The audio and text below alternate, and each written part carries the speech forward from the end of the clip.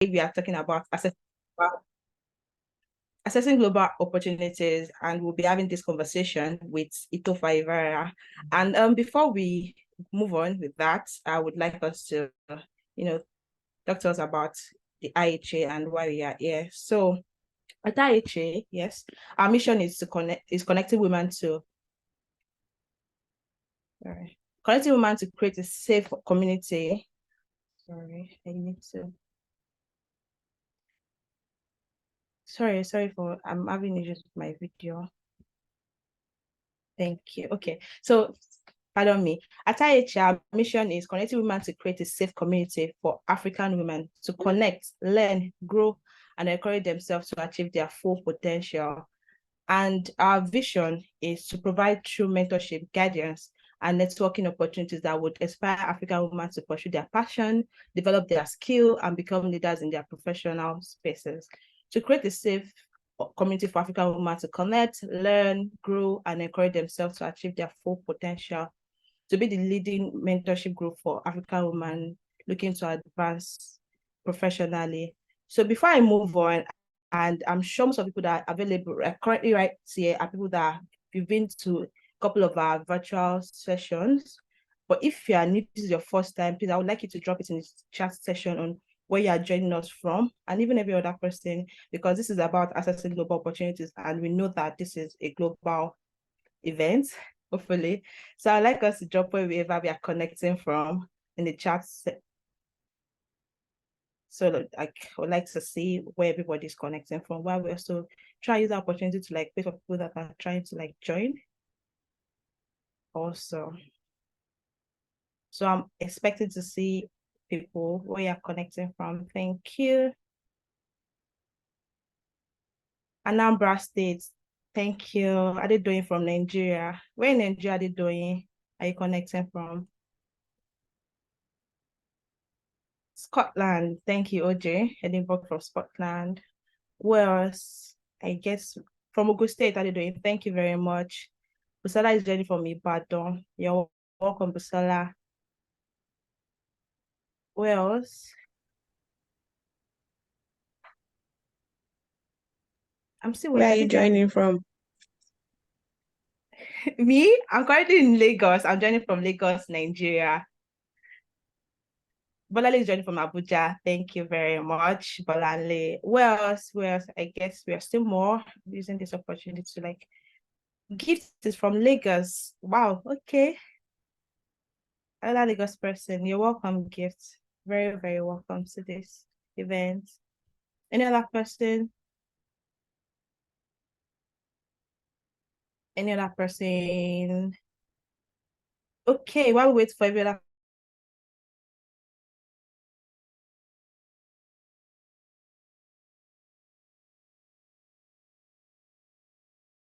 how to make this event so we're able to enjoy sorry, excuse me.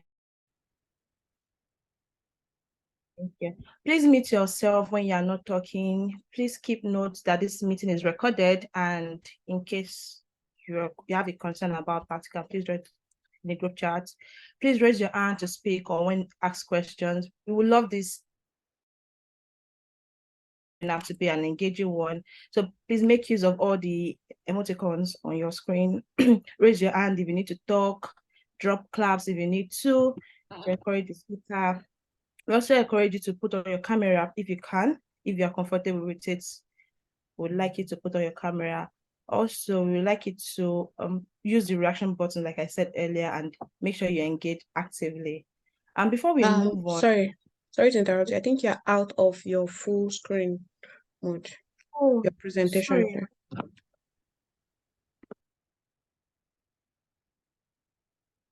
Is it the full screen now?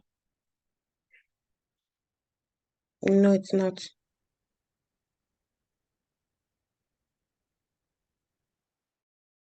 Yes, it is. Okay, I was trying to read again. So, before we move on, okay, like I said, I would like you to for the couple of people that are around, I would like to drop your expectations in the group chat. Sorry, I'm taking your time. I just want us to have enough people join us. I'm sure people are still in the waiting room and we're trying to admit them. So for those that are around, what are you expecting in the webinar? For me, I have questions to ask Itofa. I have questions on how to position myself, right? From little I've done, I did a little during COVID. I would like to know how to like maximize what I did and how to like better position myself for global opportunities. So for you, what are you expecting from the webinar? What are you expecting to hear? Do you have questions? Is there anything you're expecting? Please, I would like us to drop it in the chat box. And let's see. Anybody?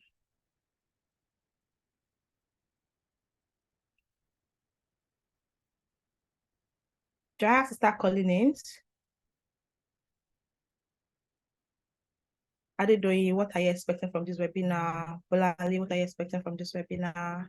Gifts, what are you expecting?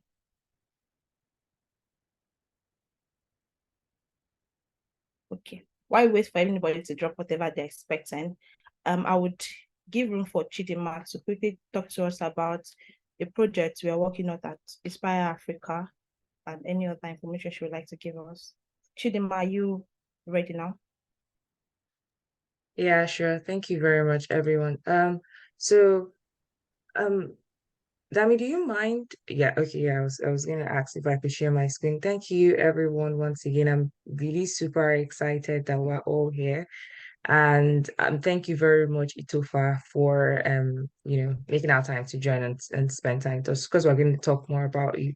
And thank you for everyone joining from different places, Abuja, Lagos, and everything. So basically, what I'm going to do is to share a little bit of information, and this is because we've had a lot of questions from people on, what the project is going to be about, or what you're expected to do.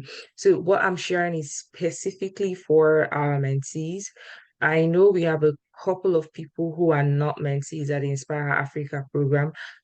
We also hope that more people will join us. So um, the project is more like a capstone event, or would I say capstone thing that you are expected to do as a mentee. The idea is that you are able to translate all the things that you've learned, all the exercises you've worked on from, inception till now. And you're able to utilize that to do something that you're really passionate about. So that's really what we intend for you to do with this project. I mean, aside that, while you're also at it, you're gaining skills for yourself. Interestingly, one of the first scholarships I actually got, one of the things that was helpful in my application was a project that it wasn't really a project, it was just something I was very passionate about. I started up an outreach program. I would just go to schools and teach. Now, when I was making the application for it, they asked a couple of questions of some of the things I've done, and that was what I used. So these are things that are very helpful. So that's what we intend for you to do. So think of it as from inception till now, you've just been getting skills like, oh, this is what to do, this is how I'm going to go about it. So think of the project as how do I translate all I've learned to something that I can actually implement on. Um, One of the things I want to say is that this project is a key requirement to you getting a certificate that you participated in this program. So other if you're not able to execute any project, you will not get our certificate. So what is expected is that you are able to, as I mentioned earlier, generate your own ideas, execute it with guidance. That's the reason why you have mentors. And then you're able to document your process. It could be a video, it could be, I mean, at the end of the day, you could decide to do a little bit of video reel for us. I wish because I did something as similar as this. It just occurred to me. I had a little video. Probably I'll share it on the group of what that actually looks like. Um, you can work on any project. There is no limitation to any project you can work on. And welcome everyone who's joining us. I'll summarize soon so that Itofa can have the floor. So you can work on any project, anything you're really passionate about. We've given typical examples. It could be a community outreach program. It could be a digital skills training program. It could just be a webinar, right? On anything that you're interested in. It could be content, like literally anything. There is nothing out of the board in this project. So these are examples. I think we're going to share this FAQ with you. And if you have any more questions, feel free to reach out to the admin team. I'm sure we'll be happy to help. So in summary, all I'm saying or all I've said is this: you need to come up with your project idea, you need to talk through it with your mentors, and then you need to walk through executing the project with your mentors. And these are typical examples. If you have more questions, please let us know. Thank you, and I'll hand over to Dami right now. We can hear you, Dami. I think you're mute. Okay, thank you. Thank you very much, Chidima. Chidima was just talking to us about the project IHA mentees are going through for the penultimate month, yes, of the mentorship program. So this project would determine the completion of your mentorship, your mentorship program. So for more information, I think Chidima will drop the FAQ and the project on the group, so you will be able to know what you're supposed to do and go directly by it. Thank you very much, Chidima, again. And also thank you very much for everybody that is just joining us from wherever you're joining from. Ore, I see you just joined, Nana. And Jay, thank you very much for joining us to this webinar. This is Assessing Global Opportunities with Itofa Ivarah. And without taking much of our time, I would like to read Itofa's biography. So you would then, the next voice after mine would be Itofa. So let me share my screen so you see what I'm reading.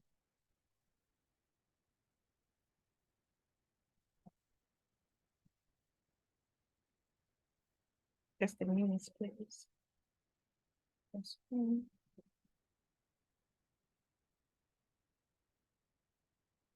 Okay, Itofa Ivarah is a development consultant and a founder of two non-profit, Church on the Street and Niger Food Bank. His work involves designing community-led interventions to tackle food insecurity and increasing access to immersive education for vulnerable children in Nigeria. Through his advocacy, Itofa has raised over $16,000 in funding to design sustainable solutions in education and food security. He's a TEDx speaker and a 2023 Shivni Scholar, pursuing a master's in international development management at the University of Bradford, England. We welcome you to this webinar, to this virtual master session, Itofa Ivarah. So you can take the floor. Thank you very much, Precious. Well done, guys. Well done, Inspire Africa. It's such a great opportunity to be here today. Just to be clear, can you guys hear me loud and clear? Can you hear me? Very loud and clear. Really much. So interesting. I thought it was it was like UK 12 p.m. So I was pretty much just chilling, and until I got a call, I was like, you're supposed to be up, like, So well done. Chidima, well done. I don't know who I've been speaking to via the email, whether it was you or OJ, but you guys are doing an incredible work, especially in this era of inclusion. Women have such a critical role to play, and to see that you're building a platform that could synergize and create that cohesive force that could make a difference is really incredible. So well done, well done. It's such a great honor to be here. I've learned over my lifetime that it's not about the quantity, but the quality of people. So we may have 14 people on this call, but it could be the 14 people that will change the world. You never know. So well done, Chidima, well done, OJ, well done to the whole team. So before I share my slides, I don't know, do I have access to do that? Or are you guys, should I just share my screen? Yeah, you can share your screen. Okay. I think anyone can. Okay, thank you very much. Just give me a sec, please. I have so many tabs open in my computer. All right, okay. So just before I start my conversation today, and everybody can hear me loud and clear, yes? Can hear you loud and clear. Awesome. Okay, good. Just give me a sec. All right. Good slideshow. Can you see my screen? Yes, we can see your screen. Awesome. Great. Interesting. So before I start my conversation today, pretty much, I'm just going to tell you guys a little bit of my story. Just to be clear, you can see everything on my screen. Is there any part that is blocked by anything? No, we can see your screen very well. Oh, good. Okay, awesome. So I'm just going to start by telling my own story for starters. So my name is Itofa Ivarah. I'm a Niger boy, born, raised in Nigeria, lived a huge chunk of my life in Nigeria. And I've always been a dreamer. I've been this kid who always believed that look, I had ideas I could touch and permeate the corridors of global spaces. It didn't matter if I was in Ian or Paja, it didn't matter if I was in Agege, it didn't matter if I was in Mushin. It was an ideology I held on. And I was very privileged to have a family who would consistently remind me and have a community or a circle of people who consistently ensure that consciousness kept sinking in my brain that look, you're made for the nations. And that's a consciousness that I've carried all through my life. And to the glory of God has brought me to the spaces and the things that I've done today. And I know typically many times when they talk about accessing global opportunities, what happens many times is that people just quickly divert into, oh, if you want to access global opportunities, you have to be applying for opportunities. You have to have a solid LinkedIn. You just have to be pushing application. You have to be doing something. And I thought to myself, I need to take a tangent, because before you do all of those stuff, there are critical metrics and indices that has to be in place before you even get to that door. You are seeing myself here. You're hearing OG and Chidima talk about their master's, PhD, and it's like, I mean, the next things I'm going to apply. It's not like that. There are certain things that need certain foundation and certain principles that need to be aligned, built methodically, so that when you get to that crux, you will not just fall back. By the way, there are people that have accessed global opportunities and they are back to ground zero. There are people that have accessed one global opportunity and their life changed forever. So you choose what part of the spectrum you want to be on. Do you just want to access global opportunity and be globally relevant, or do you want to access global opportunity and be global and just be another guy in Nigeria that will be rapid? 5 years ago, I was in Washington, D.C. I was part of the consensus that did this. That's your story. I was in Washington 5 years ago. Plane ticket was XYZ amount. So you choose what part of the spectrum you want to be on. So I'm going to, talk about a few things on this conversation, and I want you to get your pen, get your papers, get your water, and let's just have a very interesting conversation. Yeah. So I said I was going to talk to you guys about my story a little bit, but before I tell you guys just a few things we're going to be talking about. What makes an opportunity global? Number one, do you really have a slice in the global cake? Then we're going to meet an incredible woman who has inspired me, and I chose a woman because I was going to use a guy, because I was like, no, I'm talking to women now. Let's use a woman to make it real. So we're going to meet Warrior and Jiro, and then we're going to talk about you and have a little bit of activity that we're going to do. All right, if you're excited, I'll just type in the chat box. Are you excited to join the conversation today? I'm looking at my chat box. If you know you're excited, I want to see you type in the chat box. Are you excited? Super excited. She says super excited. Chidima, typo. Are you excited? Only Chidima has written something in the chat box. Yeah. Aura says she's excited. Aurora says she's excited. Nana says she's excited. Thank you guys. That's all I need. Now let me tell you guys a little bit of my story. So I told you guys earlier that I'm from Nigeria, born, bred, raised in Nigeria the most part of my life. And I was born into what you call a middle income family. I wasn't born into opulence. I didn't have parents that, we sent to America on vacation, or had drivers who could drop me in school, had nannies, or had security people. I lived in, to put it in context, I live in, so you'd have a low income environment. I live in the lower income environment. In fact, things were so rough for my family that my mom specifically said to me as a kid, I think I was probably like around 15, 14 around this time, saying, so far, look, things were so tough that we couldn't afford to buy you baby food as a child. What were you feeding me on? That's a story for another day.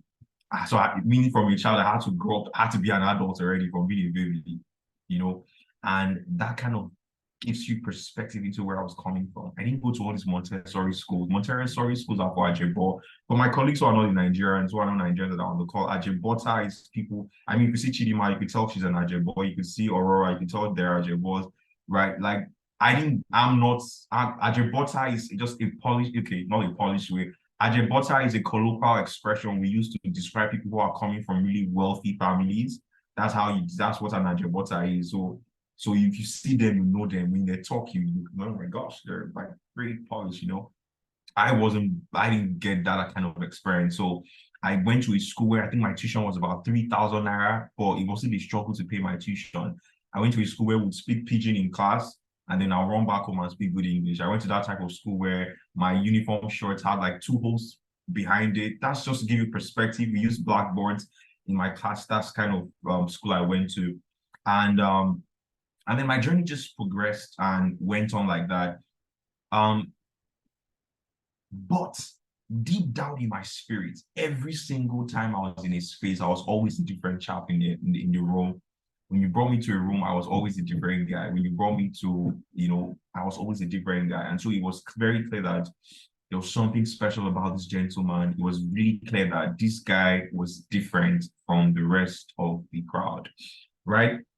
And so that was my journey. So how did a boy who came from that kind of environment where all he saw was scarcity, poverty, insufficiency, limited dream, to becoming this guy who God is helping to do all of this stuff, that he's doing today? And that's where accessing global opportunity, that's where my conversation is going to start from that middle. And the very first thing I want to say is this, that you first of all need to understand, or you need to come to that level of consciousness where you see yourself as a global asset. Until you begin to see yourself as a global asset, the rest of the world will not see it. You first become before you experience. I'll take that again. You must first become. You become it. You become it by looking at yourself in the mirror, Chidima, and reminding myself, look, I have what nations need. I am a global asset. I am a gift to the continent of Africa. I'm a gift to the global, whatever industry God has sent you into. And so that was also the conversations I kept, that I just kept reminding myself. So there were even days as an undergrad in Univen, because I went to University of Benin, where I couldn't afford to buy a rice of 250 naira from Buka. This was probably like 3 years ago or 4 years ago. I couldn't afford to buy a rice of 200. I'm sure Chidima cannot relate to the way she's nodding her head. I couldn't buy a rice of sorry, I'm giving you guys straight bullets, please. I couldn't afford to buy a rice of 250 naira. Now, I was an undergrad. I had dreams that I would take up the nations. I didn't even have an active international passport. Things were so rough for my family that there were semesters I would resume school with only 5,000 naira. How do you go through 4 months with only 5K? So I had to become an entrepreneur very early on. I had to, it was so tough and it was so rough. But speaking about identity, which is the next conversation we'll talk about, is you must first see it in your mind's eye before you become it. That was the point I was trying to make, not become before you experience. You must first see it in your mind's eye. Stephen R. Covey, in his book, The 7 Habits of Highly Effective People, speaks about the concept of double creation. Everything you see in your environment is a function of the internal programming you put inside. So Aurora, if I'm pronouncing your name correctly, OJ, Chidima, before you guys thought about having this conversation today, you sat down and you methodically processed the sequence of how this program would run. That's what you call the law of double creation. What we're experiencing now is not the novelty of this idea. What we're experiencing is the second creation of the idea. So if you consistently think scarcity, that's why your environment is always scarce. If you consistently think insufficiency, that's why you're always having it. It's first here before you touch it, right? Let me not take too much time. Let's go to the next slide. And so we would start. So what makes an opportunity in itself global, right? I did not enter an airplane until 2018. So imagine 2018. I'm pretty sure some people here have flown private jets. I won't call anybody's name, but they're smiling. They've probably been in business class, flown golden passes, and some of us, every time we see an airplane, we're just like, oh my gosh, Lord, one day. But what makes an opportunity global? Is it because you flew to somewhere else? Is it because but let me even ask you guys in the chat box, type in the chat, what makes an opportunity global? I'm going to be reading your comments the most. Now you're going to prove to me if you went to a Montessori school or you went to a Yanopaja school. Sorry, no shade to anybody who went to Yanopaja school. It's just a conversation. Tell me, what makes an opportunity global? My primary school was 800. Oh, OJ, you and I were on the same boat. Well, God has helped us today. We will build schools. So yeah, tell me, what makes an opportunity global? Yes. So while we're waiting for that, what do you think makes an opportunity global? I think the number of people you reach through the opportunity. Okay, Chidima says, I think your number of opportunity, great. Its current impact and potential impact. Okay. I just want to see one more. what makes an opportunity in itself global. An opportunity is global if I missed that. An opportunity is global if it can scale your locality. I had simple as Chidima. It's global when you can impact global community. Incredible. Very good answers. There are no right answers or wrong answers in the Itofa session. But what makes an opportunity global is the fact that there are no longer barriers to how far you can reach. So now I'm going to contextualize that statement that I just made. In 2018, God had inspired me to start an idea called Church on the Street. At that time, people who ran non-for-profit were like something-year-olds, were like really elderly people. At least that's what I thought, because I didn't know anybody or have any friend who was running a non-for-profit that I could reach out to and be like, bro, please, can you mentor me? I'm trying to work on this idea. I need your advice. I didn't have any of that.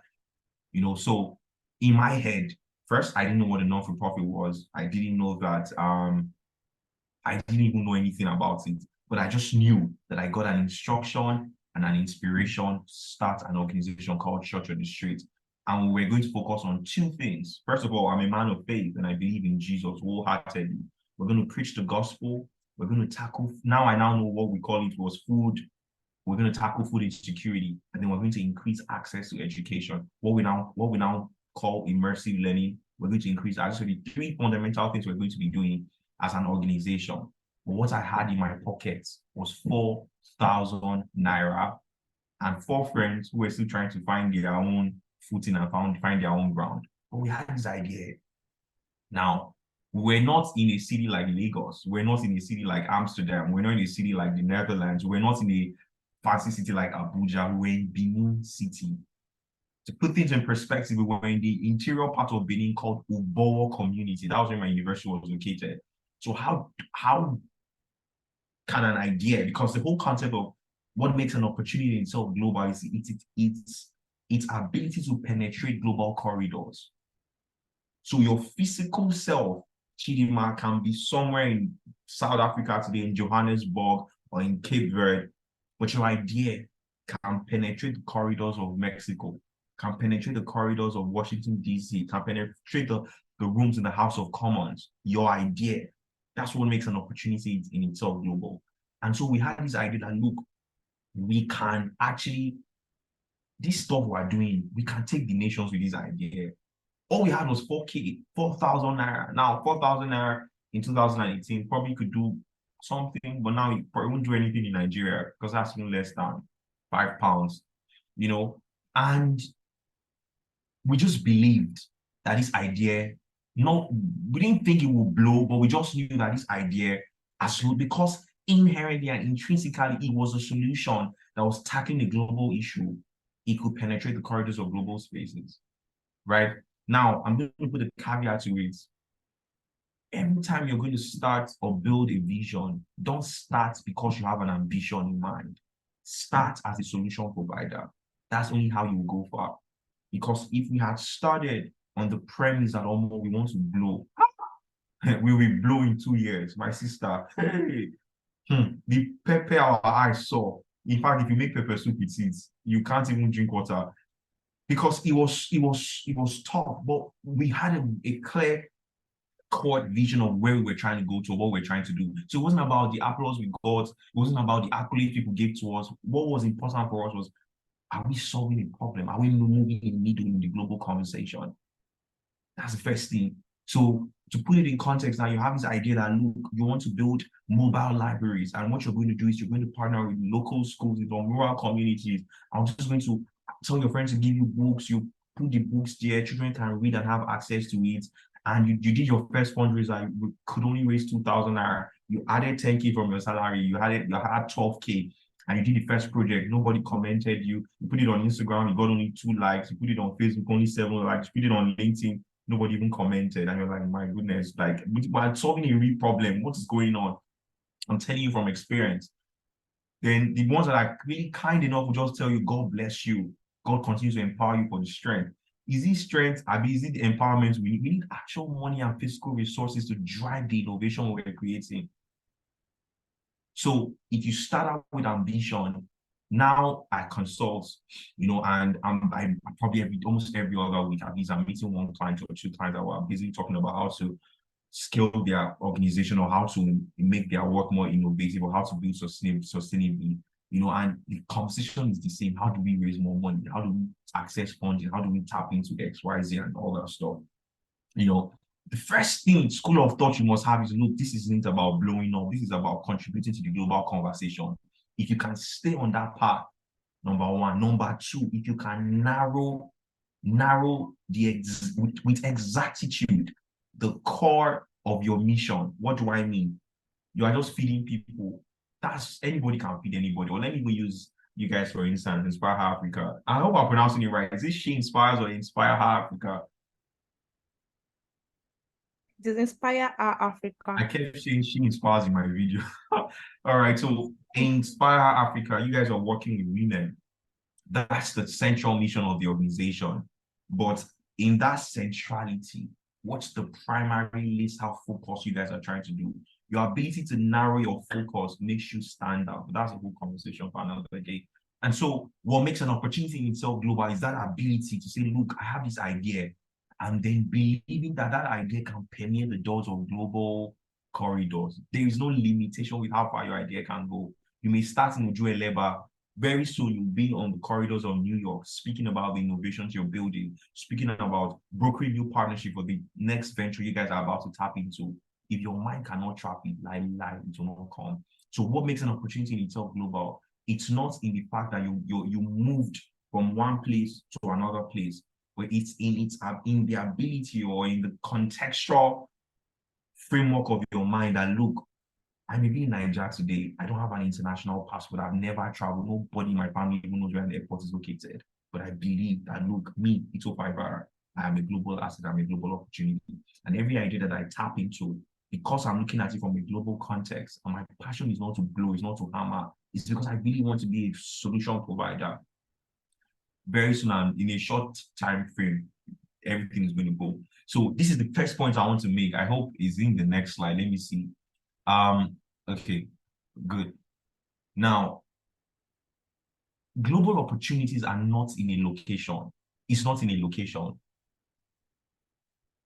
Now, this is very paradoxical. But I mean, Obama Washington Fellowship just opened. Mandela Washington Fellowship just opened. Obama's leadership program just opened. There's Achieving Scholarship. What do you mean it's not in a location? But do you know that global opportunities are not in a location? Global opportunities are trapped and locked inside you every day. You become first a global opportunity before you tap into the global opportunities around you. Does it make any sense? So global opportunity is not in a place. We're trying to, what's the next one? Those are important. Those are part of the framework. But global opportunity is first about becoming. It's first about becoming. So you can be living in Ojueleba without an international passport, have no idea where the airport is, never flown out of the country before, but you are a global asset. The world just haven't experienced you. So the day God now orchestrate events that brings you into the room that now looks like a global opportunity, what happens is that you are able to reflect what you have become. If Aurora, you don't believe you're a global asset, the day we send you to New York, let's say we send you to the School World Forum in Poland, for instance, now, and you have the likes of Sisi Masiwa, you have the likes of Obama, Mitchell, you will cower under pressure. You know why? Because you inherently, oh my gosh, you put it on LinkedIn, I'm going to be in New York, I'm meeting, everybody's happy, everybody saw you, take picture, you did photo ops, people are clapping for you, you're inspiring, but you in your heart, you know that, my goodness, I don't think I belong in this room. So you can deceive us on social media, everybody's clapping for you, commenting, you inspire me, my gosh, can I meet you? Mark, can I just schedule a 45 minutes call with you? But you in your heart, you know that I don't belong in this room. You know why you feel that way? It's not really because you don't belong in this room. It's because in your becoming, you missed a step. And so because you missed a step, you have entered a phase or a realm where you were not prepared to. Now what happens? Opportunities that you could have seen, harnessed, and tapped in those rooms, because you missed the process of becoming a global asset, you will go to that room as just as an attendee, for instance. Now, let's make a hypothetical case study. Sisi Masiwa, for instance, now she's currently one of the leading philanthropists from Africa. She's from, I think, Kenya or Uganda. Is it South Africa? Somewhere in East Africa, but she's a really huge philanthropist. And they currently decided what you call a philanthropist fund, where they're identifying non-for-profits in the global south and connecting those non-for-profits in the global south to development and funding organizations in the global north. And so they work around things around like preventable diseases, food security, access to education. And Aurora is working in the area of education, and what she's trying to do is to see how do we bring virtual reality and augmented reality to children in displaced camp, especially the girls. How do we stimulate their cognitive understanding to come to a place where they begin to prioritize education? Because if we invest in the human capital development of those girls inside the IDP camp with AR and VR, we've seen that there's a propensity for there to be growth and improvement. So these kids will not become Boko Haram. These children will have access to education. As a result, we increase the chances and opportunities in that community. And so what we're doing at Aurora Foundation is we're partnering with tech organizations to bring VR. Don't go and steal my idea, by the way. This is my idea. Don't steal it. We're bringing AR and VR, and we're using it to give education to children in this IDP camp. And you tell Sisi Masiwa, you met her. I mean, she was also on the table. And you, hi, Sisi, my name is Aurora, and I'm working this idea for 2 years. Can I get 2 minutes of your time? Oh, yeah, sure. So what are you working on? And you begin to tell her your ideas. And this is what we've done. We just rolled out the pilot phase. We raised XYZ amount of money. And these are the changes we've seen. Our next phase to scale up is this is what we need, this is what we're trying to do. And I know you guys have been doing XYZ in your organization. You're more than happy to have a chat with your team and see how you guys can come in. And this is what you guys stand to gain by being a part of the project. What do we need? We just need $2,500. But the other Aurora just came to the show. Oh my God, Ama, can I just take a picture with you? You took a selfie, put it on LinkedIn. We're clapping for you that you met Sisi. Somebody else did not even take any selfie. She sold her mission. 2 things happened. One had become, the other person didn't become. In fact, she became. So, not to take too much of your time, are you getting value, guys, tonight? Are you getting value by any chance? Can I just see the chat box tonight? Are you getting value by any chance? By the way, there are 16 people on the call. If I remove 4 of the people that I know on this call, there are 12 people on this call. Please, let's engage, all right? Good, thank you very much. Thank you. So interesting. So let's go to our next point. So having said everything that I have said, now, do you think you have a slice in the global cake? Can you see my slide fully and clearly? Okay, yeah. Now I'm asking you guys this question. Do you really think you have a, now I've said everything that I've said, do you think you have a slice in the global cake? Let me see the chat box. Do you think, be honest with yourself, with everything you've done, before we even have this conversation, and because now I've opened your mind and you know, oh, I think I do, I think I do not now. But do you really think you have a slice in the global cake? If we hadn't had the conversation we had 5 minutes ago, do you really think you have a slice in the global cake? Chidima says a very big slice. Aurora says, yes, I believe I do. Yeah. I think I have a slice. I have a slice now. It's getting good. Now, I'm not going to use anybody that I can see. Aurora, do me a favor. Okay, I'm going to do something. And now, one of the first examples that reflects that you have a slice in the global cake is your ability to show up. And this is what showing up means. Showing up means that you are prepared for every opportunity. And one of those matrices or indices we believe that will show up in your global asset is this. You're going to unmute yourself. The first person who I won't call Aurora, I won't use your Aurora. Bolanle, one of the first signs that you're a global asset. Tell me, I want to hear your voice. Bolanle, if you can hear me, you have 30 seconds. Tell me what makes you think you have a slice in the global cake. If I don't hear you in 30 seconds, I'll go to somebody else because of time.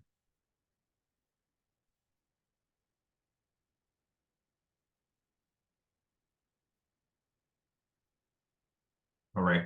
So I'm going to go to Abraham. Abraham, tell me in 30 seconds, what makes you think you have a slice in the global cake? What gives you that effrontery and that boldness to think you have a slide in the global cake? I want to hear your voice, bro. I'm not sorry if you're a bro, but I'm seeing a man's picture. That's why I said, bro. My apologies, we are not a man. No. Abraham Ayola. Oh my gosh. And you say you have a slide in the global cake. Okay. Jennifer Miza. I want to hear your voice. Tell me why you think you have a slice in the global cake. Kindly unmute yourself, please. Don't type in the chat box.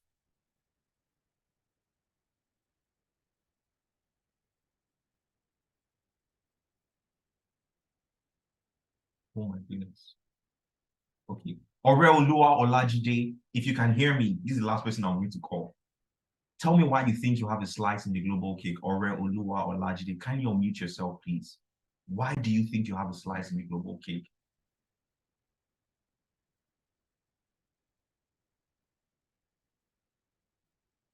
Can you guys hear me? Just to be sure, can you guys hear me? Yes. We yes. can hear you. My goodness. So in a room full of global assets, nobody wanted I think Ore started speaking. Sorry Okay, to cut you short. let me hear your word, please.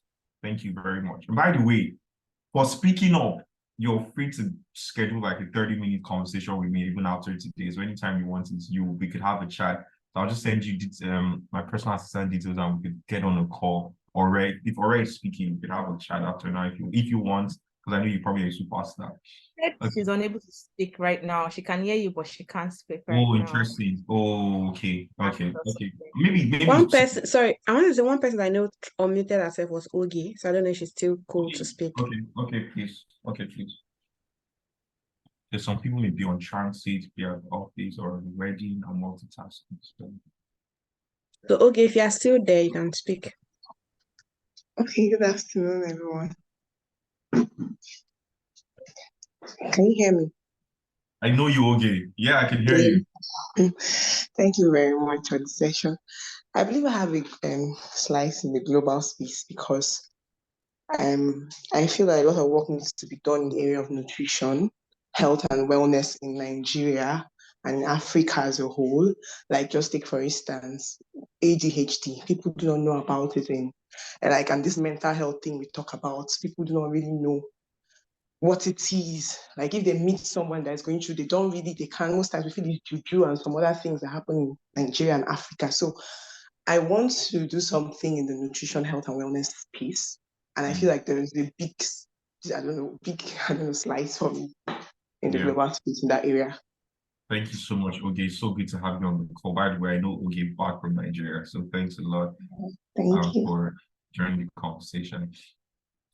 So I love that response, but I want to hear Aurora. Aurora, are you on the call?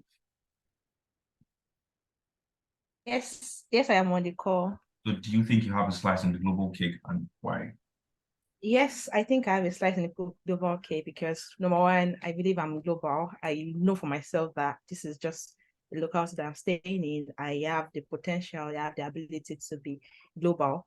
That's for one. Two, I know I build skills to enable me to be global. I have enough skill talking. I have tech skills, which I know I can add to the world to make the world better in a little way I can. So for me, with everything I'm immersing currently, I know I'm talking to you. That's enough for me to believe I have a slice in global scale. So I guess that's it for me. Amazing. I want to hear Chidima. Chidima, do you think you have a slide? You're the wrong person to be asking this question, but either ways, you're a mentor to all of us. So do you think you have a slide in the Jesus. global cake? Okay. First of all, I am not okay. So, well, I believe that I have a slice in the global cake. I mean, firstly, because I have the vision, right? I believe that there's a person or there's a solution. A person is a solution to every single problem, right? So I think that's one. I have the vision for that. Secondly, I build myself towards that, towards the people or the kind of people that I intend to reach. Um, I work towards having the skills. Thirdly, I am not afraid to try because I think that one of the major problems or one of the major things that oftentimes stops people is the courage to try. And then finally, and most importantly for me, and this is something that you also mentioned about the fact that you're a person of faith. I am one. I strongly believe I have God's backing to do that. And that is actually the foundation of my ability to know that I have that slice of the gold. So I want to hear OJ. OJ, do you think you're like, this is my mentors that I'm asking questions. OJ, do you think you have a slice in the global cake and why? Um, okay, so I do believe, like almost everybody that's spoken has said, I do have a slice in the global cake. I believe that I have the skills, the ability that the world needs for a lot of the problems that the world is facing. And just like Chidima said, I'm building myself up. Learning. Yeah, so I'm learning, I'm developing my skills. I've also learned to build my confidence and my courage. So I think it's one major thing between who I am now and who I used to be. Because although I did believe that I had a slice, I was not always courageous or confident to go after it. But the difference now is I am confident. I would speak to anybody. So if I did come upon Obama or whoever persons, I am going to walk up to the person and I'm going to walk up to the person and sell my idea. So that's a very big difference between who I used to be and who I am now. So yeah, just with my skills, with the ideas I have, and knowing that there are people who need it. I think that's one other thing as well. I used to believe that I did not used to believe that I had what people needed, but now I know that I have the value to offer. So Absolutely. you talked about value earlier. So yeah, I know I have that value. So that makes me believe, yeah, I have a slice in the global cake. Awesome. I really love that response. And there's something I want to touch on quickly. The global, that's what you call global positioning, right? And this is something that God had to teach me myself. And I'm pretty sure you guys have seen that thing going around, the video that says you are not an immigrant, but an ambassador. I don't know if you guys saw that video that went around, that you're not an immigrant, but an ambassador. And there's a concept, there's this Japa concept that everybody keeps, if you leave Nigeria, anything that was, it's like for guys who are in Nigeria, who are Nigerians here, every time you leave Nigeria, they're like, oh my gosh, she's Japed as well. Oh my gosh, she's Japed as well. Oh, she has Japa. Everybody's, and I realized that Japa is a mindset, is a mentality. There are two types of people who leave Nigeria. There are those who Japa, and there are those who move for global expression. I'll say it again. There are two types of people who leave Nigeria. There are those who Japa, and there are those who leave for global expression. So you choose what part of the spectrum you want to be, but that's not a conversation because not everybody has moved, so I won't dwell on that. But what I want to say is that when it comes to tapping or harnessing your slice of the global cake, your responsibility is called strategic positioning. Your responsibility and your job is called strategic positioning. Strategic positioning. So they'll tell you, my gosh, like, bro, like, what's the next plan now? Like, how's the hustle coming now? No. Hustle mentality is demonic. You're not a hustler. If I take that out of your vocabulary entirely, if you're going to tap into the global space and play really huge stuff, you must begin to strategically position yourself and remove yourself from that hustle mentality. And one of the indicators that shows that you left the hustle mentality is that you found a path for yourself. So every road doesn't look like your road. Hustlers, every road, this is where the money is, this is where the paper is given. Everybody's running towards that direction. But because you understand that no, there's more to my life, there's more to my story and my journey than just making some money and stuff like that. Like, I have a goal, I have a vision for my life, I have a goal and a dream that I'm trying to achieve. So what do? What happens is that you begin to strategically position yourself in points and spaces that look like your future. So we see much of our time, we've all proven that we got a slice in the global scale. Yeah. Now, this is the next slide. Ooh, I'm moving really forward. So now that I've asked you guys that question, let us meet this incredible woman. Can you see my screen? Can you all see my screen? Yes, we can. Okay, good. Okay, now we're going to meet this phenomenal. Why should you guys turn off your videos? Like you left me here hanging. Your faces, at least let me see one or two people's faces, please. Okay, yeah, thank you, Chidima. Good, at least I have someone I'm talking to. You can see my screen full, nothing is obstructing you, right? Okay, good. Now, this is Wawira Injiru. She's a Kenyan woman who founded an organization called Food for Education, right? And this organization is doing such a phenomenal work. But what really makes this organization special is not because they are doing a phenomenal work, it's because of how they started their story. Now, Wawira Injiru, how many of us have been to Kenya here? Have you been to Kenya before? I have been to Kenya. Okay, thank you. 10 minutes, that's what I have left. Interesting. Okay. So I'll probably just rush the no worries. So Warrior Angel started Food for Education when she was 20 years old, 21 years old. At that time, she was a student in Australia, and she had seen the food crisis that was happening in Kenya, how children in Kenya were not doing pretty well, especially in terms of education. And so she told her parents, look, mommy, daddy, you guys go find a local school for me. We won't start to feed the kids in school, because she realized that, look, there is a correlation between cognitive development of children and balanced nutrition. And so she came up with Food for Education, and she started off feeding only 25 children. And it was 25 children for years. And from feeding 25 children, as I speak to you today, they are serving 400,000 meals every day to children in Kenya. In 2021, she won the Cisco Youth Leadership Award. Cisco Youth Leadership Award. I think she won about $500,000 for the work that they were doing. Right now, as I'm speaking to you, they just built a giga kitchen in Kenya, in Nairobi. That the government of Nairobi partnered with that. Now, what makes the idea special? It's not just about giving children food in Kenya. It was they had mixed technology, accessibility to education, and nutrition in one. So if you've been to Kenya before, they have what you call the M-Pesa payment system. So when you go to Kenya, you almost not see physical money. They have what you call the M-Pesa. M-Pesa is like, here you use Revolut and stuff like that. There is it's a code. So with a code, you can be transferring money. And so they have what you call tap to eat technology.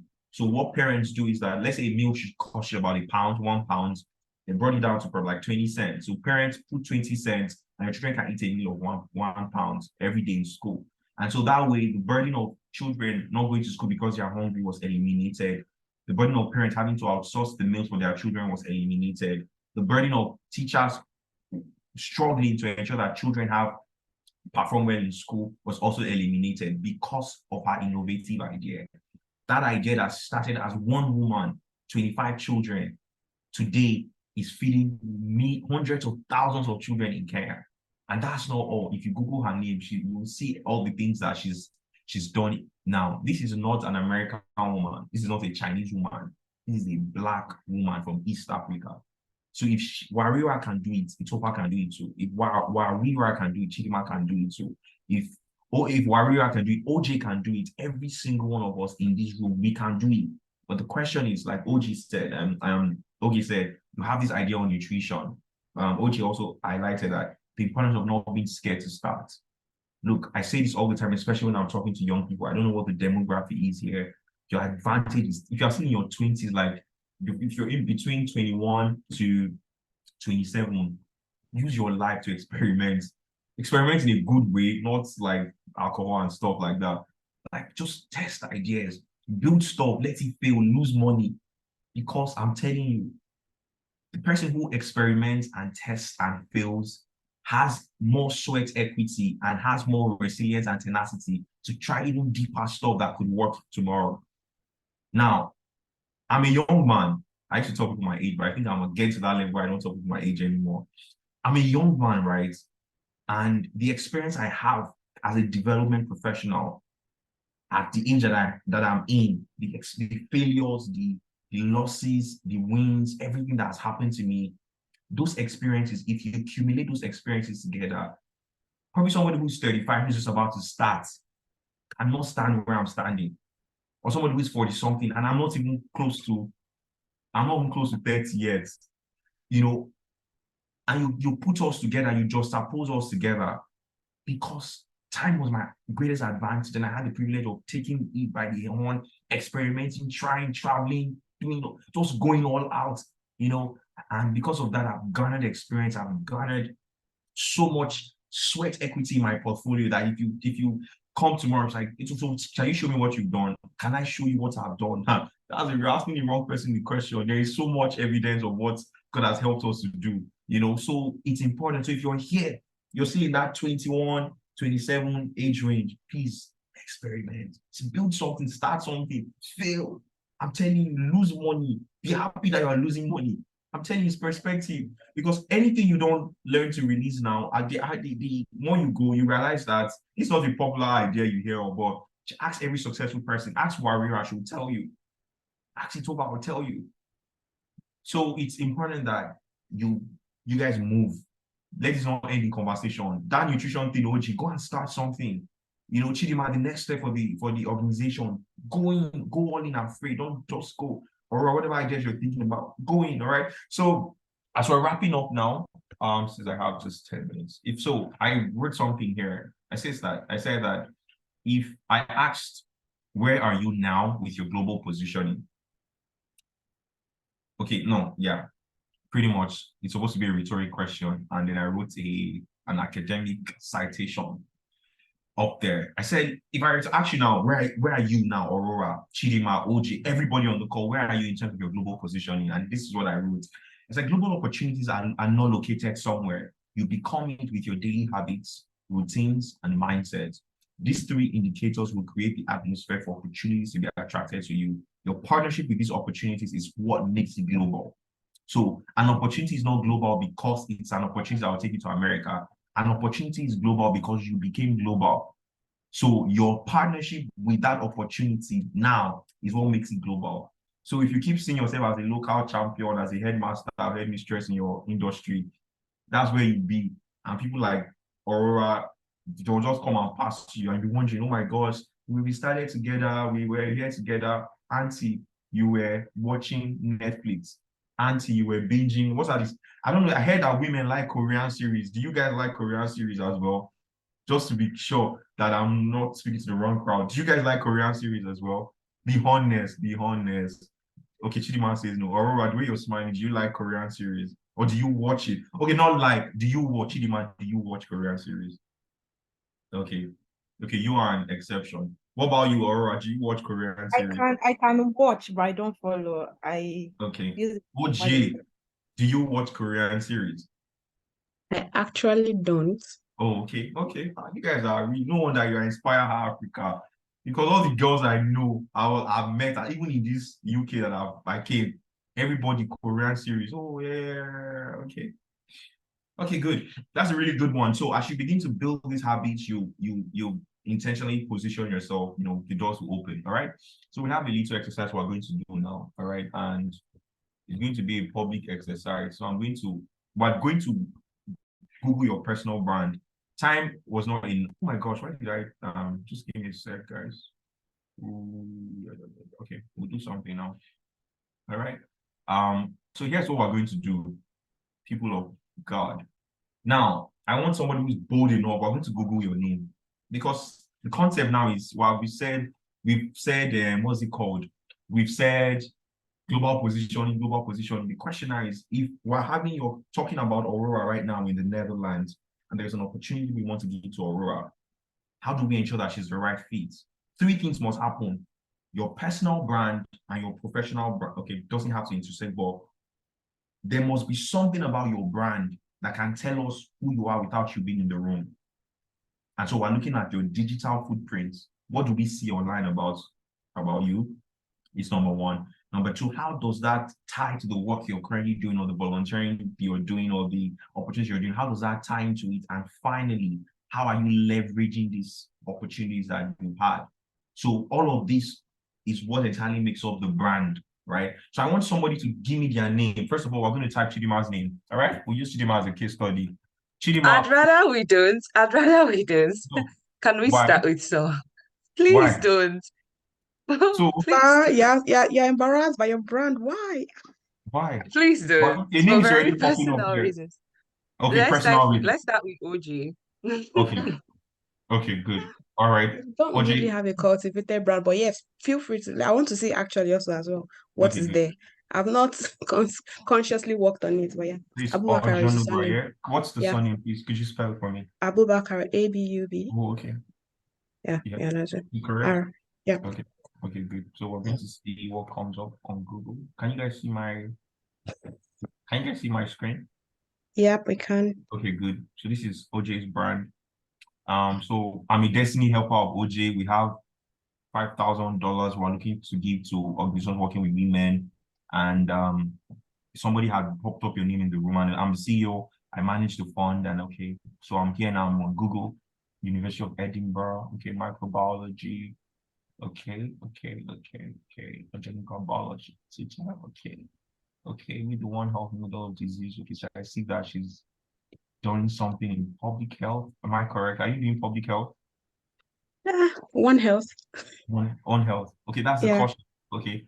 Okay, University of Edinburgh. Okay, Ojenugwa profile. Okay. So I can't really see. Okay, did you do something with the London School of Economics, London School of Hygiene? yeah, that's a blog I wrote. It's interesting. It Okay. comes up. Okay, good. So I'm seeing that. Okay. Good. But I can't. So what I could tell here is that you don't really have a lot of digital footprints that speaks to um because for me and I can't really say, oh, this is what she does fully, right? And that's not a bad thing because there are people that are blown that don't have solid digital footprint. So it's not like you are condemned because you don't have a digital footprint. It just like gives you more leverage. So I want one more person. Aurora, let's Google your name. Since Chidima has exempted herself. You don't know if I Google your name now, the spirit of God will just breathe and something. My name, nothing in my name is actually going to come up because my professional name is a very common one. So there's No. We can't presume. No, wait. I'm already Wait, telling you why? because I've already seen it. It's all right. Wait, I have a question. You guys set up this class and it's like saying, oh, doctor, I'm sick, but doctor, don't give me injection. No. I'm the We only have brave one. okay, Yeah, so I'm proud of can myself. you can you spell your name, please? Aurora. Yeah. And no, you have That's to not use her Oluwadamlola. official name. That's what Oh, I'm what's saying. your Use Oluwadamlola Oluwadamilo Oladipupo. Oladipupo.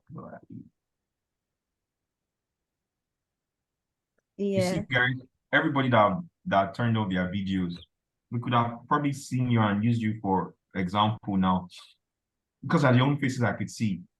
So I have 5K dolls. Somebody mentioned your name in America, and we're looking to give you the opportunity. And with okay, Damilola, corporate finance and strategy. Okay, that is not it. that's not you. Nope. Oh, okay. Daughter of the king, is that you? Mm-mm. Oh, okay. Oh, okay. So technically, there's nothing, right? Agreed? Yeah, No, Okay. but I'm just seeing one. This Behance, is that not you? Which one? Scroll up a bit. Up or down? Which one? Down. Okay. Down. Behance, this one. Is that you? no, that's not me. Ogba, Nigeria, nah. I say no one. Yeah. Please, I want one more person. If you want, please, I want one more person. One more person, please. One more person. One more person. Who's volunteering to give us their names? Because what we're doing now is called brand clinic. We're literally auditing our personal brands and trying to confirm if we're doing the right thing. Because this is how the destiny help us Oh, praying for. funny enough. Sorry, I think you check Aurora Oladipupo. Sorry. Okay, so okay, Check no, Aurora Oladipupo. no, you do that on your own. Let's No, I'm telling use you to check it because there's something there actually. There's a lot there. no, we're going to don't worry about it. We've audited the one you gave to us. You had only one I'm serious. opportunity. So we have Bonlanle Onilobo. She's a communication specialist. Please let somebody check the chat box if we're correct. Is this Bonlanle? Is this Yeah, yours? that's Bolanle. She's our comms manager. Okay, incredible. So Bolanle LinkedIn. So I could tell already that she's in comms, Food Policy Research Institute, development communications. I could see that communication specialist on YouTube. Is that her? These are photos here? Okay, incredible. So it's absolutely clear that Bolanle is good. She's intentionally created a laser focus. Bolanle, okay. My name is okay. UNICEF Nigeria. I could tell that she's done a couple of things with UNICEF, women in PR. So you see, it's what we're talking about. So for some reason now, even without even you see, even without just to be clear, did you do something for BBC? So long story cut short, just without even you already know that she's in com. So I'll give Bolan like 7.5, 7.5, you know. And great job. Great job. So mine isn't the Um, greatest. Yeah? Did you say something? oh, okay, you wanted to search for yourself. Please go ahead. No. Please go on. What did you Yeah, I mean, she's not here, but I think she's also someone that probably, and she's one of our board members. oh, And you know her incredible. already. I was going to ask you to search for Ungunan. I think she'd Oh, probably be a great. very good example Yeah, for that. good, And good, she's my good, very good good. friend. Good. And can you give me her surname again? Ioron. R Mm. Yeah, that's yeah, awesome. yeah. Yes. Beautiful, beautiful. So yeah, this is really incredible. So let's just see, can I figure out what she does? Um, Project Program Communications Manager.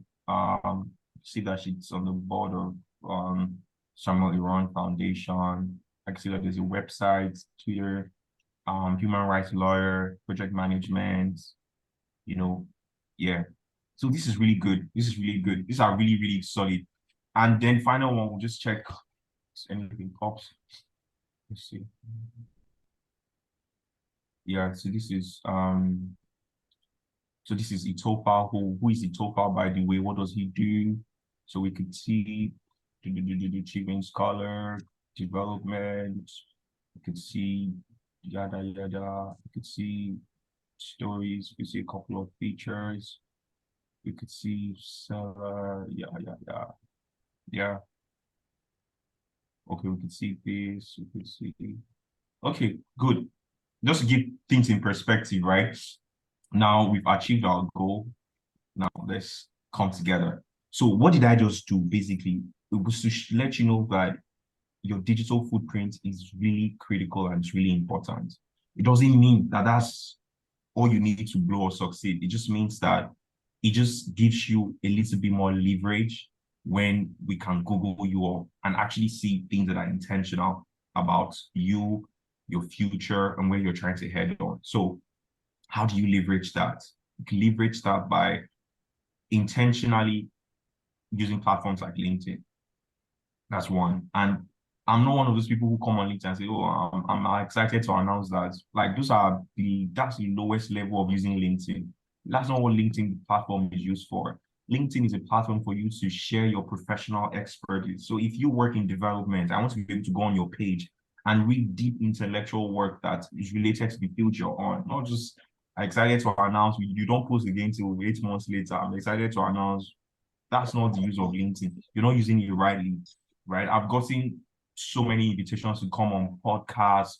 I've gotten so many media interviews, newspaper interviews. Why? Because I really write about the things that I'm working on. So when you're looking for someone who's in development, you would almost find Itofa. Non-for-profit development, you would always find Itofa because that's the area I'm on. That's what I know. So I write.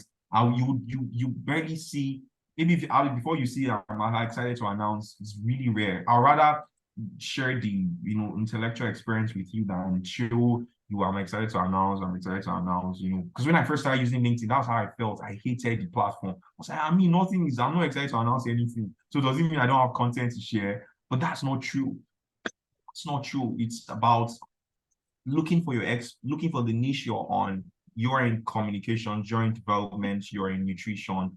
What are the global issues? What are the global conversations happening? Oh, right now there's COP28. It's happening in UAE. Yes, I'm rounding up now. Aurora, allow me to finish my, I'm done already. So find this global conversation and yes, that's my time, guys. Thank you very much. Thank you very, very much, Itofa. I was really enjoying your conversation. The conversation I just brought them. We have to keep to time because we want people to join again if we call them to this kind of webinar. I don't want to waste their time and all that. So thank you very, very much. Thank you very, very, very much. So I would like to give a quick breakdown before I ask people for questions, because I'm sure people have a lot of questions to ask you. And so my one key point, number one thing I picked up from this conversation so far is the fact that I have to first be the global opportunity. Like I have to first create myself, recreate myself. Yes, I'm born in Nigeria, I'm born in Ibadan, but then I should have to see myself further than being in Ibadan. And by the way, I went to those kind of school, you went to Itofa, so I have to see myself like bigger than that. I have to first identify myself as a global opportunity, as my mind, I have to first see it. So that is like the major, like for me, the major key point I'm going to hold on to. Like I have to start recreating myself. Thank you very much. So I want to make room for people because I would like everybody to also say one or two things they get from it. So that's why I'm like holding on to everything because my notes is actually filled up. I have lots in my notes. So before we move on to that, I would like to ask if anybody have questions, please drop it in the chat box. If you would like to ask, if you want to talk, please raise your hand. Can you guys hear me? Hello? Yeah, we can. Okay, thank you very I much. could So, hear. I didn't a question. Do you have a question? You just asking my question. Sorry. So if you have a question, please raise your hand, or you want to drop it in the chat box. Anyone is fine. If you are not going to ask, okay, gift. Thank you very much. Any other person?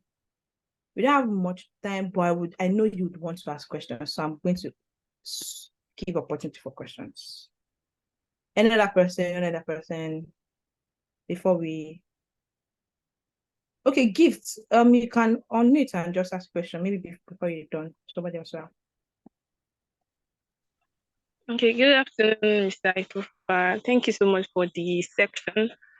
I really learned a lot. So my question is on the discussion, positioning yourself for global opportunities. Right. So if I have like a specific thing I want to do, an idea I already have to pursue, so what are those things that I need to put in place to take on that idea? Because I am also sometimes I do have this feeling of am I qualified to do this or am I the right person to do it? But listening to you today just made me realize that yes, I can do it. So what are those things that I need to put in place? And I don't really know those things, but I need you to just shed more light on it. Thank you very much. Yeah. Okay, so I'll take the second question. I'll just answer everything together. Okay. Yeah, mute. Damn it. Okay, sorry, Chino, you can ask a question. Okay. Good afternoon, everyone.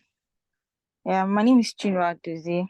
So, the question I want to ask is, so before you mentioned something that's Itofa, you mentioned something about speaking on LinkedIn. You put out your work, your thoughts, and all of that on LinkedIn. So, I'm asking, can one first of all, when people put out their own thoughts, there are people that are already in that. For instance, okay, I'm more interested about no poverty, SDG 1 and and SDG 8. So when people are posting about that, instead of, for instance, me just going up and down posting about no poverty, how I'm so passionate about it, can I start by being like commenting on people's posts and reading up on people's posts before I then take up the initiative to start my own, especially when I don't really have anything like a proven track record of working towards that goal. Yeah. So that's just what I want to ask. Thank you very I don't know much. if you understand me. Yes. Absolutely, I do. Is that all the question? Should I answer? Okay, good. I'll take the first one. Why do I need to put in place to start? So basically, what's happening to you is fear. And why are you afraid? You're afraid because you haven't built capacity. The way to conquer that is to build capacity. So what sector do you want to enter? You want to, I don't know, could you type in this chat box, let me have an idea. What sector do you want to enter? Or what idea are you looking at building? What's the sector?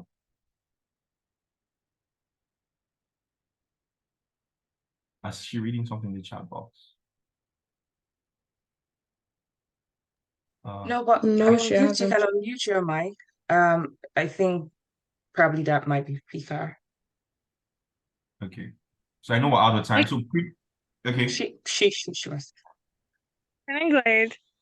Okay, thank you so much. I just realized that I have interest on education, like training people on different skills and also helping them, like just like the other lady said, no poverty. But I feel like I've not gotten to that point to help people out of poverty. I don't know, but Okay, really but good. yeah, So kind yeah, of. the way Chidima is looking at me, I know time. So I'm just going to rush and I was just okay. smiling. I'm not looking at Okay, you because good. of time. Okay, good. So what's happening to you is very, very simple and it's very relatable. So the question is break down this action, this big goal you have. The dream is to take people out of poverty. What does it take to take people out of poverty? Do we want to give grants? Do we want to start a mobile food bank? Do we want to build schools? But I don't have the money now. So where do I start from? Is there an organization that I can begin to volunteer with and serve my skill, serve my time to build capacity? Are there academic work I could read? Are there people? Is there somebody? Let me give you a simple answer to your question. Find somebody in the area you are looking to do and start to understudy them. Don't write to them to mentor you. Don't say, sir, please, I've been following you. Can you mentor me? Don't do that rubbish. Don't. I'm sorry for my language, but I get irritated all the time when people do that. Don't. Just find them on LinkedIn, find them on Instagram, stay with them. Just stay, just keep observing their writing pattern, observing their video pattern, observing just follow. By observation alone, you will learn so much more than somebody who says they are mentor. You don't need to, they don't need to know who you exist, but you soak them so much that you start to recreate them. So look for that kind of person. If it's education, if you want to be like Temilade, all the girls want to be like Temilade. She's my very good friend. Everybody wants to be like her. But the thing is, just just stay in your path, stay in your lane, all right? And that's what I'm saying. And then build capacity because you are going to be afraid because you feel like, oh my gosh, what's the next step? So I don't know what the next step to do, and you are scared. Don't do that. Okay. Hope I answered the question. Can I Second add question. something? Itofa, sorry to cut you short. Yeah, Mhm. I mean, that's a very, very wonderful. I think that the more you see people do what you want to do, it becomes really feasible, right? So I think another thing, so oftentimes people think of, oh, I'm going to do this huge thing. I'm not ready to do this very huge thing. You don't really have to start in that context. And the reason is particularly when if you're going to meet people or you're going to have access, you should have done something, right? So people oftentimes, especially when you're accessing like global opportunities, they would like to see what you have done already. So don't tell me a vision that you have about, oh, I'm going to change the world. Okay, that's fine. Well, what have you done where you are? So I think that probably one of the good ways to start, in addition to what Itofa said, is to look around you, right? I'll give a typical example so that I can cut everything short. I have always been in addition to a lot of things, I've always been very passionate about education, right? Like you, but most especially about women, right? That's always been my passion. So I think an example that I gave when I finished NYSC, I was looking for a job, right? And I had this big vision and everything. I just found a little primary school very close by, and I met the principal. And the funny thing is, you'd be shocked at the number of people that will say yes to you, right? So I went there, I met the headmistress. I told her, oh, this is this. I'm currently looking for a job and I want to, come around and teach on Fridays. She was like, oh, she was so excited. So I wish I also had pictures of these things. But anyways, so I went there. I will go on Fridays. I will go share with them. I'll teach them things about puberty. I'll teach them things about, oh, this is how to do this. It wasn't, but that was like a huge leverage to the next global thing or the thing that would really, I would say, change my life forever, actually. So I would say start little, right? As you're getting inspiration from people. And one of the good things that does for you is that it helps you know what to do and what not to do. This is the first time we're doing this mentorship program. And I think I was having a conversation within myself and I was like, this is the last time we're doing this on this scale. But it was good because I have learned a lot of things from it. Like we have also learned. So I think that's one of the things I wanted to chip in. So as you're making this plan, it could just be 5 people. I mean, now there's digital space. You can do online webinars. You can call people. Even if it's 2 persons that attend, really, your focus shouldn't be on the numbers. Absolutely. Thank you. That's why Chidima is a mentor. We're just walking behind our footsteps. And so the question, second question says, how do you write about, so no poverty, can you start off? Of course, you can always start out just commenting on people's posts. That way you're also learning and gaining. But you don't need to have experience. You don't need to have experience to show somebody, it took me a while to understand how LinkedIn in its entirety worked. It took me, but I just told myself, look, even till now, doing as intense as my master's is, every Monday I must write an article. I must sit down, I must develop something, I must drop it. I don't care if it has 2 likes, 3 likes. It's not about the people that likes it. And the interesting thing, I'm shocked at the way people engage with the articles. The idea is, look, I'm pushing the envelope every time. Write something that I know that I'm passionate about. Is something that somebody would learn from, whether it's a young social entrepreneur, somebody who is an experience in the sector, but this is my own view in the area. So whether it's global capitalism, neo-colonization, how do we improve the global south, how do nonprofits become better, stuff like that. I just write and put it. So in the area of no poverty, you don't have to, particular someone could mention, what's about has a good experience. You don't have to, what's the word? Oh my gosh, I've lost my train of thoughts. OJ, see what you cost. So you don't have to, what's the word? You don't have to have pictures, those things to show. The question is, what do you as a person, OJ, what have you cost? You don't need to have, what's it called? You don't need to have too much experience. So pretty much what you need to do is, if I'm passionate about poverty, for instance, I want to write an article. So many of my chipping scholars, I'm like a LinkedIn evangelist. Like, guy, how far? You're not putting anything on LinkedIn. So we had a dinner the other day, and one of my friends, I said, bro, all these things you are doing, why are you? Oh, it's Chidima.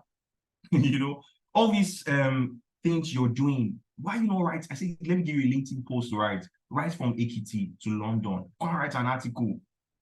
LinkedIn title from Ekiti to London. And he went to write the article from Ekiti to London. And the engagement was incredible. The other girl, I told her, look, you're doing econometric. Do you know how many women, not so many women are in this sector? Why don't you write an article? Write it and encourage more girls from that perspective. She wrote it, she came to Itofa. Over 10,000, what's it called? 10,000, what do they call it again? 10,000 engagements on the post. I said, yes, because the truth is people are looking for people like yourself. You need to put yourself out there. So don't think you need to be abroad. You don't need to be any of these things. All you need to do, your job or your primary goal is find something. I'm passionate about solving the issues of poverty. I hate neo-colonization. I hate the whole concept of the global south and the global north. It irks me. So those are the things I write about, and I encourage more people engage in this stuff. This is what you should do. This is what you can do, and stuff like that. And the rest is history. We're here today. So yeah, that's my time, people. Can I also add something to that? So it's a very beautiful place to start with commenting on people's posts. And I'm sorry I threw you off guard, Itofa. It wasn't my intention. So I think that as Itofa has said a lot about LinkedIn, I would say concurrently build your skills too. I think the thing that people are usually scared of, and I mean for me is a particular concern, is I don't want to present something on LinkedIn and then you call me and then I'm not able to deliver, right? So LinkedIn is not where you start from, and there's nothing wrong with LinkedIn. But I'm going to do better at personal branding. I'm probably not the best ambassador for that. But however, as you are also building whatever you're putting on LinkedIn, I have a personal experience. So in one of the organizations I work with, so this guy reached out to one of our team leads, and he started working with us. Now, interestingly, on his links, in fact, the now makes me very scared when I go to people's bio and I see like 10 things on their bio. Like I'm like, hey God, can you do all this? And there's nothing, like I said, still nothing wrong with that. So anyway, so we employed him and then he started working with us. Overall, his work ethic wasn't good. He had to, at some point he had to be laid off, right? And this is someone on LinkedIn, and he made a comment. He was like, he has learned his lesson, like never but I say recruit on LinkedIn per host. So the reason I am not, what Itofa said is very, very, very, very valid. However, please, as you're also doing the LinkedIn thing, also build your content. And like you rightly pointed out, like people will not. I had an interview for a job, and the funny thing is, when someone views your profile on LinkedIn, you see it. So a couple of minutes, I was just like in front of my laptop, pacing myself, and then I just checked and I saw that one of the HR personnel had actually just looked me up on LinkedIn like few minutes before that. So imagine if maybe my name is Pretty Chidima, or things like that, or so it's something that you have to be very wise about. So I'll say build this concurrently, and like Itofa said, reaching out to people, please, can you mentor me?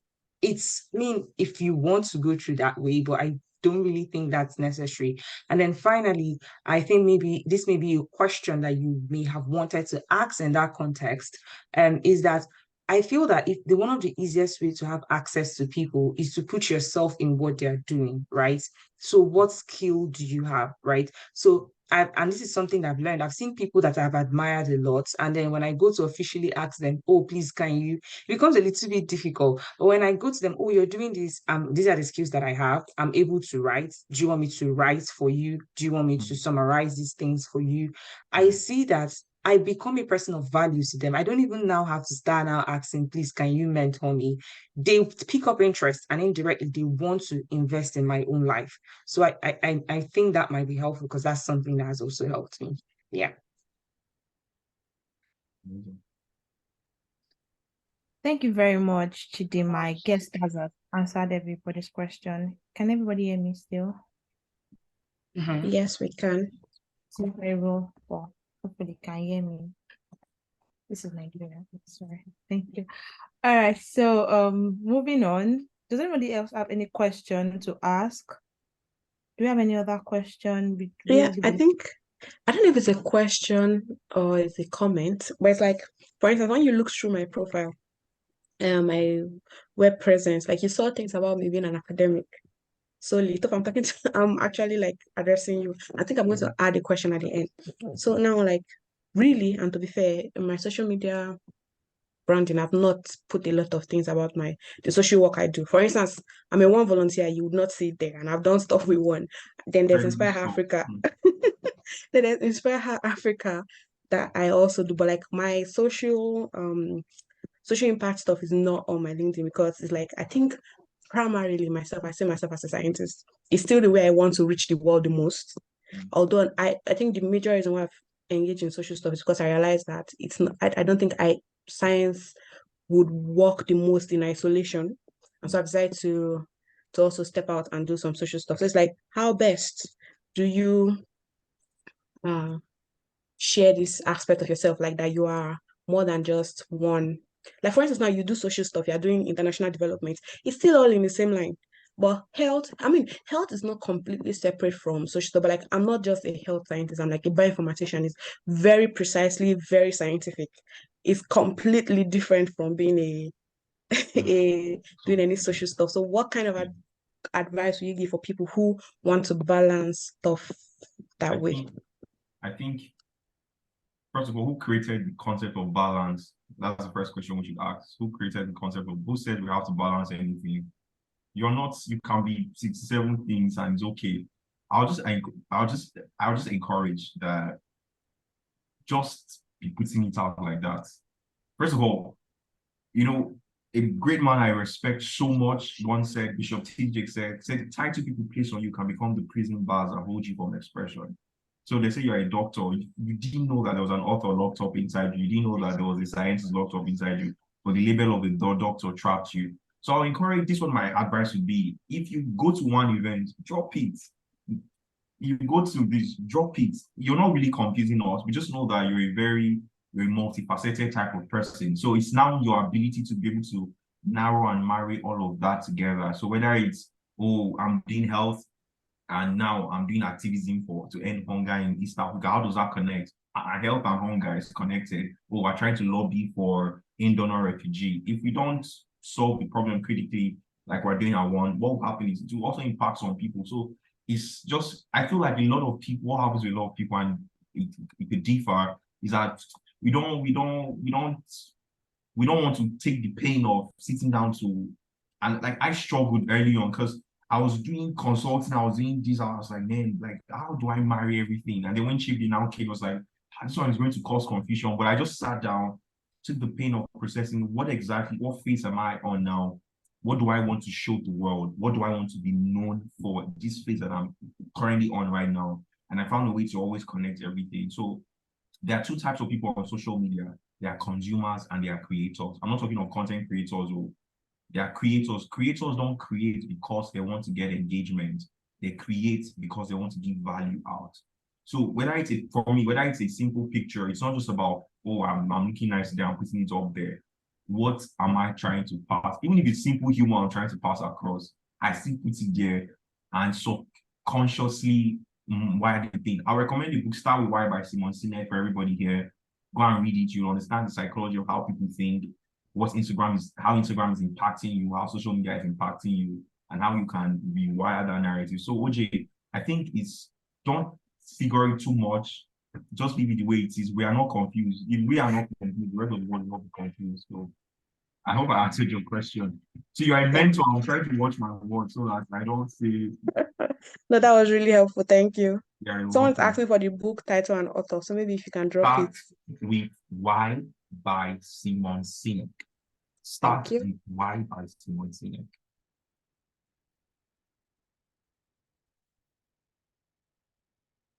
Yes, ma'am. That's it.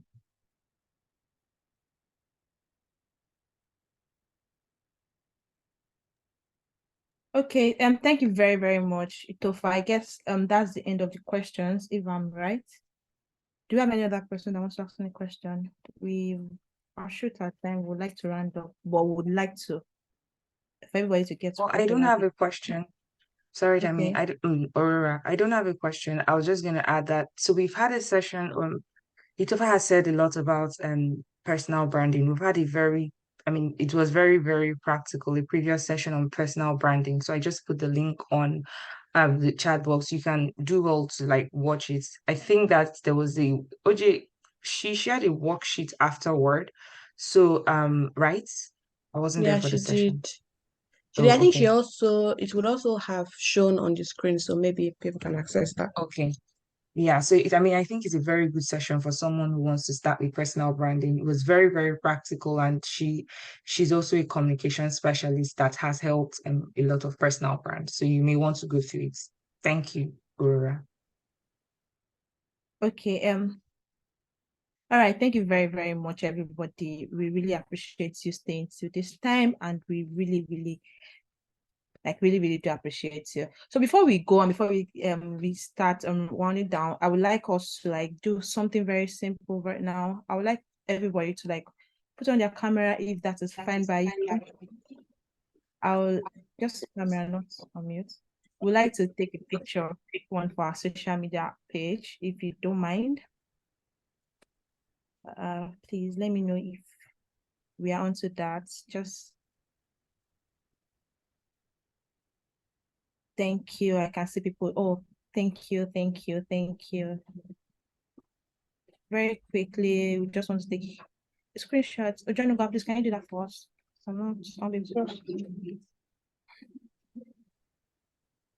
Yes, Can I give me a moment? Yes, fine. Just okay. Thank you. Can I remember how that works now? Okay. I've taken a screenshot already. You have, Thank right? you, okay. So also you can from your own end, so please do and go to our social media pages, our Instagram and our LinkedIn. Just post it and tag us at IHA Inspire Africa 2023. Thank you very, very much. Thank you. So we'll continue. And also I will be dropping a link right now on the group on the chat.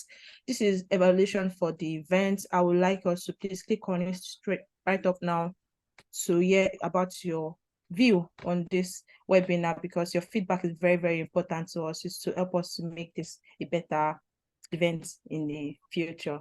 Please do that for us. Thank you very much as you all do that.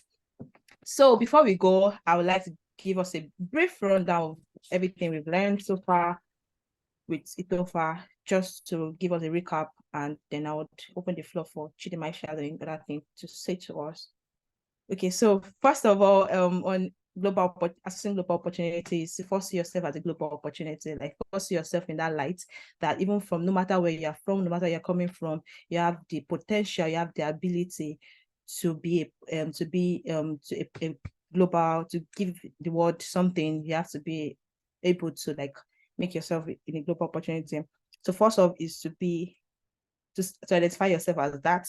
Second thing is to, whatever you are starting with is not to be about ambition, not to, as Itofa said, it's not about blowing, but first about being a solution provider. Be first about solution providing. What solution do you want to provide for the world?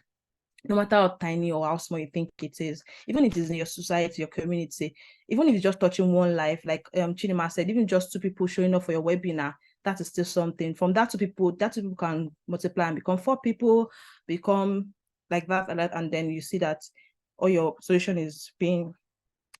So he also said, I want to read this thing again. I hope you guys can share this part where he said, global opportunity, being global is not about location. It's not about being located somewhere.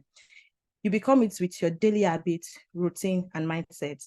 Even though Chidima has put the link to our meeting on personal branding, I would like us to go to our YouTube page and go over our videos. We've been building this thing from the beginning, from June, I think it was July.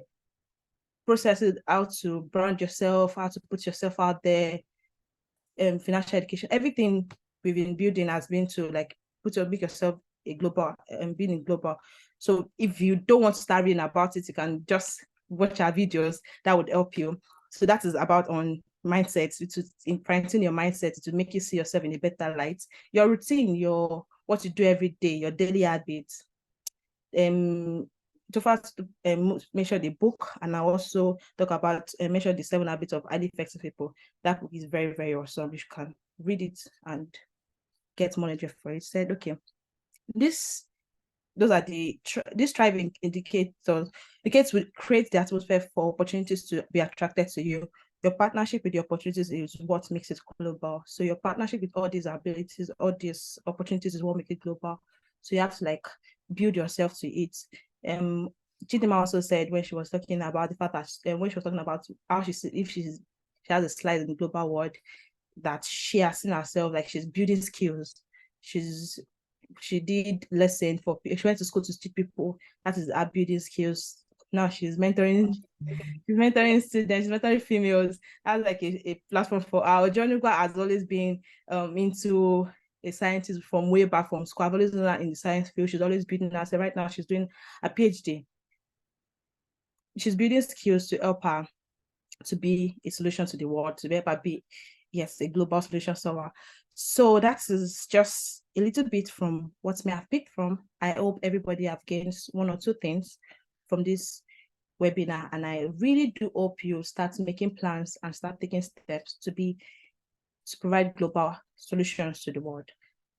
Right about now, I'll give the floor to Chidima to say whatever she has to say. Thank you. Around up. Yeah. Thank you very much. Thank you so much, Aurora. Thank you once again, Itofa. Thank you everyone who has stayed till the end. I really appreciate all, you guys have made everything fun for us. So I think that I don't really have a lot to say. I think the next thing is just for you to take action steps, go ahead, go there. You can follow us on our social media platforms. We're there on LinkedIn, on Twitter. So we have previous videos and things like that. We currently, for those who joined much later, we have a mentorship program. This year's cohort, or this year's session will be coming to an end very soon. So we hope to extend to something bigger, and with the motivation from Itofa, much more enriching our tentacles to places that we've never ever even dared to go into. So thank you once again, and we hope to see you next time. For those on the WhatsApp group, finally, what we intend to do is to keep the comments on the WhatsApp group as minimal as possible, because people are in lots of groups and at times you're just like, which group is this? So basically, we'll just be sharing ideas, we'll be sharing resources. Feel free to reach out to any one of us if you have ideas. And if you're someone who wants to partner with us in any way, I mean, you could have an idea, you could have anything you want us to do together. Also, feel free to reach out to us. So thank you once again, and see you guys next time. Bye. Thank you so much, Itofa. It was an awesome session. Yeah. Bye, everyone. Thank you, Itofa. Bye, guys. My pleasure.